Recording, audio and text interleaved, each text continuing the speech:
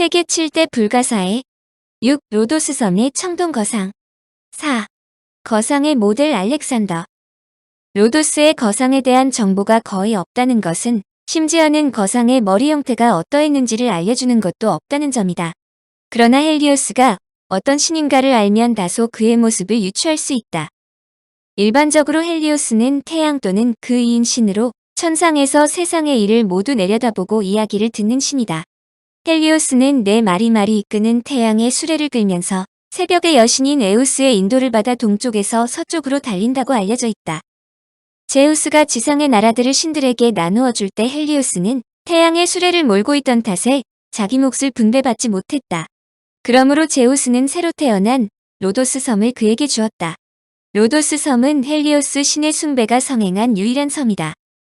이러한 전설을 근거로 학자들은 거상의 머리는 태양 광선을 의미하는 방사상의 관을 쓰고 있었다고 생각한다.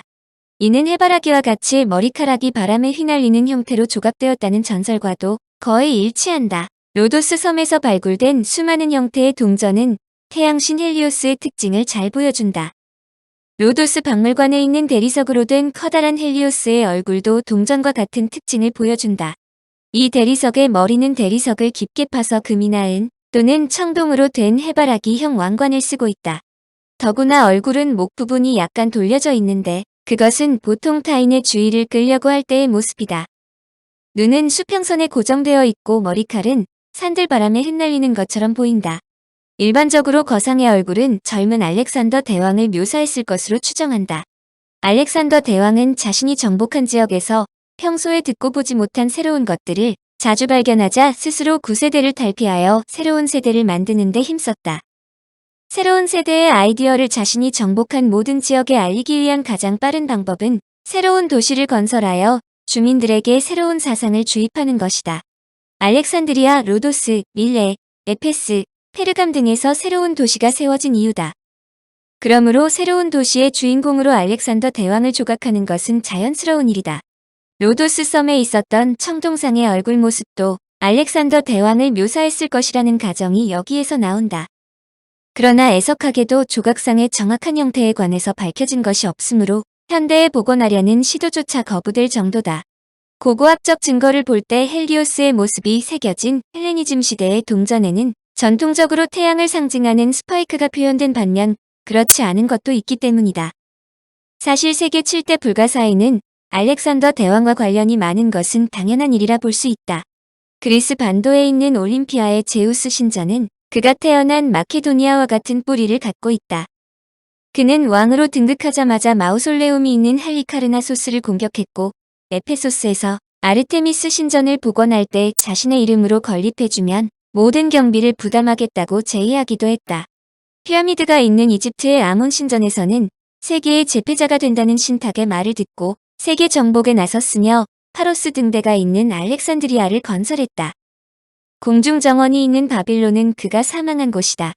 로도스의 거상은 그가 생존할 당시엔 존재하지 않았다. 그러나 그 당시 슈퍼스타이자 초인간인 알렉산더 대왕이 사망한 지 30년도 채 안 되어서 거상이 건립된 것을 감안한다면 거상의 주인으로 알렉산더를 부각시켰다는 것은 전혀 이상한 일이 아니다. 1932년 로도스 섬에서 헬리오스 또는 아폴론의 상반신이 새겨진 대리석 부조 파편이 발굴되었다. 이 작품에서 태양신은 태양 광선 후광을 두르고 오른손을 들어 두 눈을 가리고 왼손은 엉덩이 부분에 올려놓은 모습으로 묘사되어 있다. 헬리오스의 하반신에 대한 의견도 분분하다. 그리스 신의 조각상 대부분은 옷을 걸치지 않았으므로 헬리오스 역시 옷을 걸치지 않았을 것으로 추정한다. 하지만 그의 가는 두 발목이 엄청난 무게를 어떻게 지탱할 수 있을까가 의문이다. 뉴욕의 자유의 여신상은 넉넉하게 두른 옷주름으로 감싸 여신의 다리를 가리고 육중한 몸통을 지탱하도록 만들었다. 그러나 로도스의 거상의 경우 옷을 벗었다면 어깨나 팔에서부터 바닥까지 내려오는 옷자락으로 몸체를 지탱할 수 있는 방법이 필요하다. 학자들은 필론이 설명한 것에 부연하여 다음과 같은 건축 방법을 제시한다. 조각상의 발과 다리를 높이 약 12m로 추측되는 받침대 위에 단단히 고정시킨 다음 돌기둥이나 쇠막대를 이용해 거대한 뼈대를 만든다. 이렇게 만들어진 틀에다 세심하게 조조한 청동판을 붙였다. 12년 동안 이렇게 조금씩 살을 붙여나가자 동상의 몸체의 청동 피부가 매끄럽게 덮였다. 태생적으로 취약한 이 조각상은 바닷가에 휘몰아치는 강한 바람도 한동안 잘 이겨냈을 것으로 추정한다. 특히 조각상은 로도스 섬의 엄청난 재력과 기술력을 과시함으로써 훌륭한 전시 효과를 발휘해 경제적으로도 큰 도움을 주었음은 자명하다. 그러나 건설된 지 얼마 안 되는 기원전 226년에 일어난 지진으로 거상은 양쪽 무릎이 끊어지면서 무너져버렸다. 거대한 청동 거상이었음에도 현실적으로 거상에 대한 흔적이 전혀 나오지 않는 이유 중에 하나는 고대의 청동의 가격이 금과 같을 정도로 매우 값이 비쌌기 때문이다. 아랍인들이 로도스 섬을 점령한 시기는 아주 짧았지만 그들은 파손된 거상을 보자마자 상당한 가격으로 팔 수 있다는 것을 알았다. 653년에 아랍의 칼리프 우트만의 지시로 현장에 방치되어 있던 거상은 잘게 잘려져 시리아로 옮겨진 후 경매에 나온다. 알려지기로는 유대인 에데스가 청동 조각을 모두 구입한 후 900개의 청동 낙타를 만들었다. 청동 거상의 제작 방법.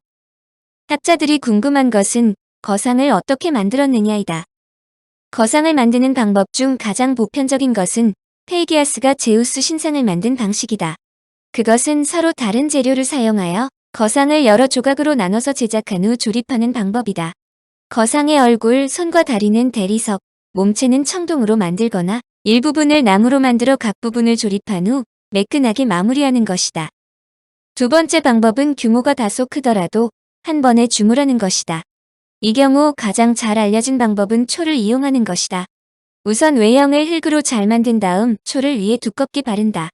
다음에 거푸집을 그 위에 덮은 후 초가 모두 녹아내리도록 열을 가한 후 그 공간에 주물을 붓는다. 세 번째 방법은 주물을 한 번에 부을 수 없을 정도로 큰 청동상을 만들 때 사용하는 방법으로 몇 단계로 나누어 주물한 후 하나처럼 보이게 하는 것이다. 사실상 로도스 섬의 거상과 같은 청동상을 단 하나로 만든다는 것은 매우 어려운 일이다. 청동의 두께를 2.5cm로 만든다고 하더라도 34m의 높이라면 적어도 200톤 이상의 청동이 필요하다. 우리나라에서 가장 큰 에밀레종의 무게가 19.8톤임을 감안하면 그 규모를 가늠해 볼 수 있다. 로도스 섬의 거상처럼 거대한 구조물을 여러 조각으로 나누어 결합한다는 것도 그렇게 간단한 일은 아니다. 단계별로 주물하더라도 청동상 자체를 견고하게 만들면서 제작해야 하는데 현대와 같은 건축 장비가 없었던 고대 시대에 높이 30m 이상의 조각상을 각 부분으로 쪼개 만든 다음 끌어올려 쌓는다는 것이 간단한 일이 아니다. 청동으로 만든 각 부분들이 너무 무겁기 때문이다. 학자들이 제시하는 방법은 다음과 같다.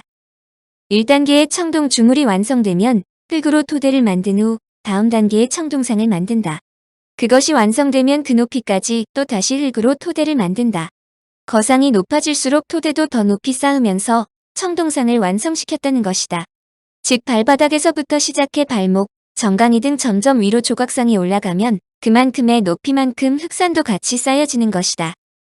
이 경우 조각가가 자신이 주물한 청동상의 형태가 어떤지를 알 수 없게 되는 단점이 생긴다. 로도스의 청동상을 이 방법으로 만들었다면 조각가들도 청동상이 완성될 때까지 조각상을 전혀 볼 수 없었겠지만 그들은 수많은 조각상을 만든 장인이므로 완벽한 설계에 의해 조각을 완성했을 것으로 생각된다. 마지막 방법은 일부 학자들이 제기하는 것으로 로도스 섬의 청동상은 외형만 청동판으로 붙였다는 것이다. 플리니우스는 부셔진 청동상 안에서 돌의 잔해를 볼 수 있다고 했는데 이것은 로도스 섬의 청동상 전체를 주물로 하지 않고 어느 부분은 돌로 만든 다음 청동판을 붙였다는 가설을 뒷받침하는 증거이기도 하다. 특히 필로는 로도스의 청동상을 만드는데 500탈란트의 동이 들었다고 기록했는데 이것은 겨우 10여 톤의 청동이 사용되었다는 것을 뜻한다. 바로 이 점이 로도스 섬에서 청동상을 제작했다면 당연히 존재해야 할 청동상 제작에 관한 흔적이 전혀 없다는 것을 증빙한다는 주장도 된다. 주물로 로도스 섬의 거상을 만들었다면 그 잔해가 로도스 섬에서 발견되지 않는다는 것이 의아하다는 것이다. 물론 청동판을 매우 얇게 만들어 거상의 외부에 붙였다면 조그마한 주물 공장일지라도 청동상에 필요한 부분을 만들 수 있다. 그러나 로도스의 거상은 고대로부터 청동으로 만들었다고 전해지며 또 수많은 목격자들이 청동상이라고 기술했다. 당시 유명한 조각가인 샤레가 직접 거상을 만들었는데 그가 청동이 아닌 재료 또는 청동판을 붙여서 거상을 만들었다고는 생각할 수 없다는 견해도 있다. 샤레의 자존심에 관한 문제라는 것이다. 더구나 거상은 1년에 단지 2에서 2.5m 밖에 제작할 수 없었다는 기록과 거상을 만들기 위해 당시 전 세계의 청동을 수집했음에도 청동을 구하기가 매우 힘들었다는 기록도 있다. 이것은 청동 거상을 청동판으로 매우 얇게 붙이지 않았다는 강력한 증거가 된다. 그럼에도 불구하고 현대의 대부분의 학자들은 청동상의 일부분이든 또는 전체적이든 청동판을 붙였다고 생각하고 있다.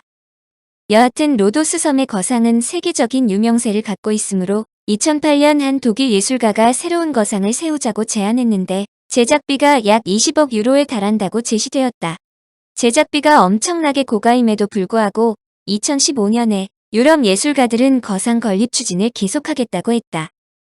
그런데 이와 같이 그야말로 엄청난 제작비가 필요한 것은 거상을 그동안 전설로 알려진 모습대로 항구의 입구를 가로지르는 모습으로 세우겠다는 것이다.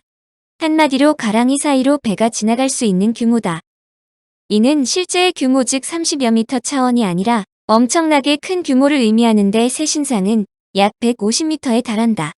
이 신상은 모두 모금과 후원으로 지어지며 신상의 내부에는 도서관, 회관 등이 배치된다고 하며 모든 에너지원은 태양에너지로 활용한다고 한다. 현재 이와 관련된 프로젝트가 활발하게 진행되지 않는 데 이유는 간단하다. 아직까지 이 거상이 정확히 어디에 세워져 있었는지조차 확인되지 않았기 때문이다. 그러나 세계 7대 불가사의라는 매력은 결코 사라지지 않을 것이므로 이 문제는 계속 세계의 화두가 될 것으로 보인다. 청취자에게 원하는 것은 1. 구독 2. 좋아요